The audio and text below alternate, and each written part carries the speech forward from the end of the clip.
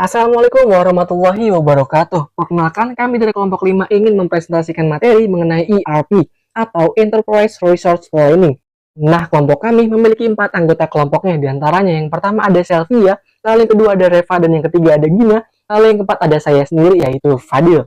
Nah, berikut ini adalah presentasi dari kelompok kami. Selamat menonton. Berikut ini adalah pengertian dari ERP. ERP adalah sistem informasi terintegrasi yang mengelola berbagai proses utama bisnis, seperti produksi, keuangan, SDM, dan juga distribusi, secara bersama-sama dalam satu platform dan basis data yang sama. Menurut O'Brien JA dan Maracas GM, ERP adalah sistem perusahaan yang meliputi semua fungsi yang terdapat di dalamnya. Perusahaan yang didorong beberapa modul software yang terintegrasi untuk mendukung proses bisnis internal perusahaan. Lalu selanjutnya ada tujuan umum ERP. Yang pertama, integrasi data dan proses. Menyatukan informasi dari berbagai departemen ke dalam satu sistem untuk efisiensi dan konsistensi. Lalu yang kedua, memfasilitasi pengambilan keputusan, seperti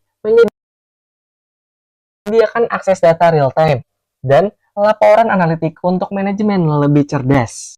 Lalu yang ketiga, standarisasi alur kerja, seperti menerapkan prosedur baku, mengurangi perbedaan antar unit, meningkatkan kualitas tiap prosesnya. Nah, lalu selanjutnya ada 5 komponen ERP. Yang pertama, production planning. Lalu yang kedua, integrated logistik. Yang ketiga, human resource. Lalu yang keempat, sales distribution. Lalu yang kelima, ada accounting dan finance.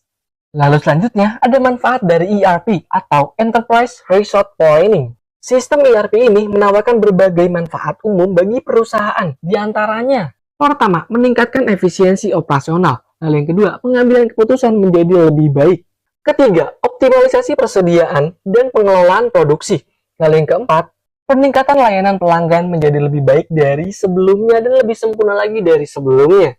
Alasan utama pasar ERP berkembang. Yang pertama adalah vendor ERP terus menambah fitur baru seperti SCM, CRM, otomasi, penjualan, dan manajemen SDM. Yang kedua adalah untuk menjaga pertumbuhan, mereka menjual lebih banyak lisensi ke pelanggan yang sudah ada. Yang ketiga adalah, walau awalnya digunakan di industri manufaktur, ERP kini dipakai di banyak sektor lain seperti retail, layanan publik, dan juga kesehatan. Lalu selanjutnya adalah implementasi ERP. PT Bantul. Pada tanggal 11 April 1987, perusahaan didirikan dengan nama PT Rimba Niaga Idola.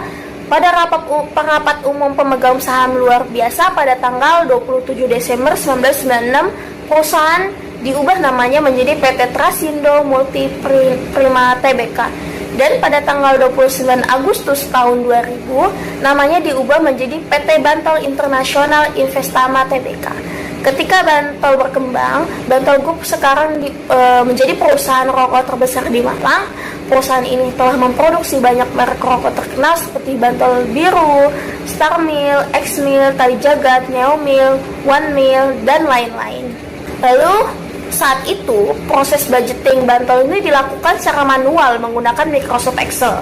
Nah, selain itu, meskipun ada transaksi penjualan atau pengiriman barang, itu tidak secara otomatis mengurangi posisi stok barang dagangan karena data tidak real time. Nah, begitu juga posisi piutang atau account receivable juga belum berubah. Bantul mulai dengan evaluasi dan pengkajian sistem teknologi informasi, menentukan kebutuhan TI, dan membuat blueprint dan roadmap pembenahan sistem TI pada tahun 2003. Setelah itu, melalui proses yang panjang, tim evaluasi Bantul akhirnya memilih SAP Planning and Consolidation. Di sini saya akan menjelaskan tentang implementasi ERP di PT Bantul.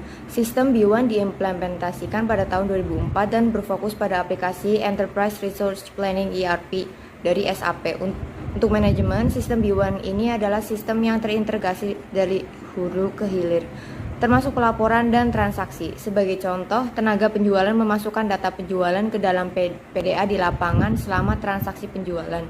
Dengan penerapan ERP di PT Bantul Prima tersebut, revenue Bantul juga mengalami kenaikan yang signifikan.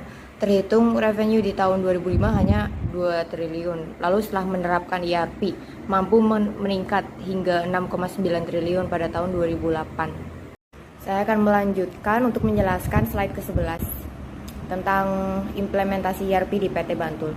Dari dampak bisnis dari penerapan ERP di PT Bantul tersebut merasa dengan meningkatnya produktivitas bisnis seperti meningkatnya kecepatan proses data dan kecepatan proses bisnis itu sendiri.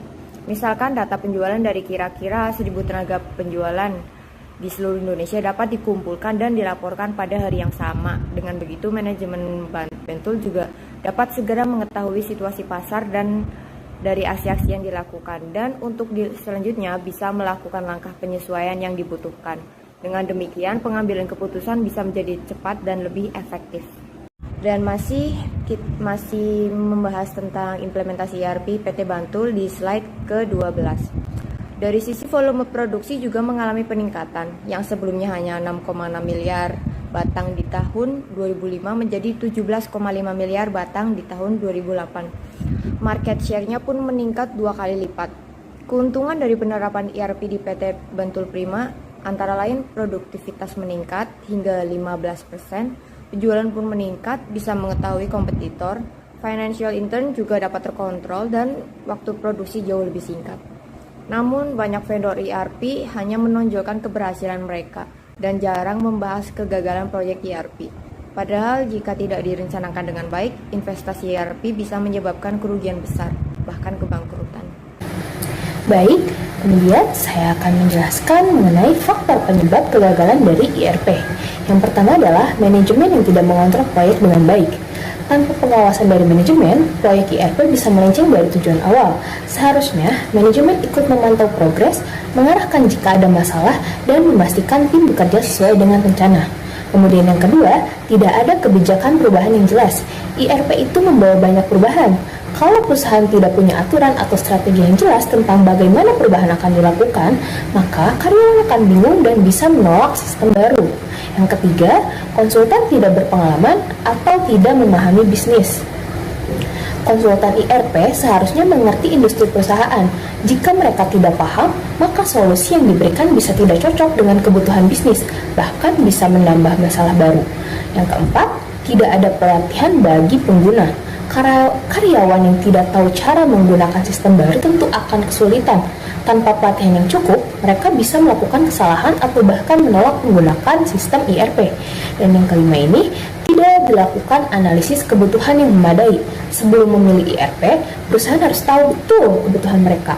Jika langsung membeli sistem tanpa analisis, bisa jadi sistem tersebut tidak sesuai dan banyak fitur penting yang malah tidak tersedia. Dan kemudian yang keenam, proses bisnis tidak disesuaikan dengan teknologi baru. ERP butuh proses yang rapih dan terstandarisasi. Jika alur kerja perusahaan masih berantakan dan tidak disesuaikan dengan sistem ERP, maka hasilnya tidak akan maksimal dan bisa membuat sistem gagal. Kemudian yang ketujuh, tidak ada audit atau evaluasi independen. Audit atau evaluasi penting untuk memantau apakah implementasi ini berjalan dengan baik. Jika tidak ada pihak ketiga yang mengecek, kesalahan bisa luput dari perhatian dan baru diketahui setelah proyek gagal. Tim proyek tidak bertanggung jawab dan bermotivasi rendah. Tim yang malas atau tidak punya tanggung jawab akan membuat proyek mandek. Tim ERP harus semangat, aktif berkoordinasi, dan fokus menyelesaikan tugasnya dengan baik. Yang kesembilan, perencanaan tidak realistis dan terlalu ambisius. Kadang, perusahaan ingin semua selesai cepat dan sempurna, tapi tidak melihat kenyataan di lapangan. Perencanaan yang terlalu muluk-muluk justru bikin proyek kacau dan tidak sesuai dengan harapan. Kemudian yang terakhir yaitu yang ke-10, perusahaan menolak perubahan dari sistem lama ke sistem yang baru. Banyak karyawan atau bahkan manajer yang sudah nyaman dengan sistem yang lama. Jika tidak dibangun kesadaran akan pentingnya perubahan, maka lama-kelamaan akan muncul penolakan yang akhirnya menghambat keberhasilan dari ERP. Baik, pada slide terakhir ini saya akan membuat kesimpulan dari pembahasan yang telah dilakukan. Dapat disimpulkan beberapa faktor kunci keberhasilan implementasi dari ERP ini adalah: yang pertama, proses bisnis yang jelas. ERP hanya bisa diterapkan jika perusahaan sudah punya alur kerja atau proses bisnis yang terstruktur dan tidak berantakan. Yang kedua, manajemen perubahan yang baik. Karena IRP membawa sistem baru, perusahaan perlu memberi pemahaman kepada karyawan tentang alasan pergantian sistem dan manfaat dari sistem baru tersebut. Yang ketiga adalah komitmen semua pihak. Dibutuhkan dukungan penuh dari pimpinan hingga karyawan yang memakai sistem agar implementasi IRP ini berjalan dengan lancar.